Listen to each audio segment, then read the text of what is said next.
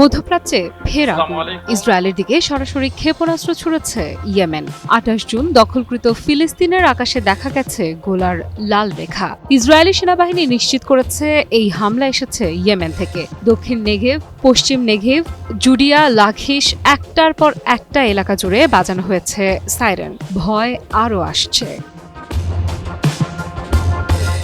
ইসরায়েলের স্থানীয় সংবাদ মাধ্যম যা জানাচ্ছে তা শুধু চমকে দেওয়ার মতো নয়, একটি নতুন পর্বের ইঙ্গিত। তাদের ভাষায় Yemen has entered the field again. তবে ইয়েমেনের পক্ষ থেকে এখনো কোনো আনুষ্ঠানিক ঘোষণা আসেনি। হুথি নেতৃত্ব নিশ্চুপ, কিন্তু যারা যুদ্ধ জানে তারা জানে এই নীরবতা ঝড়ের আগাম বার্তা। এটা শেষ কোথায়, এটাই দেখার বিষয় এবং বিশ্ববাসী দেখবে এটা শেষ কোথায়। আমার চ্যানেলে সাবস্ক্রাইব করে পাশে থাকবেন এবং লাইক কমেন্ট করে পাশে থাকবেন। আসসালামু আলাইকুম।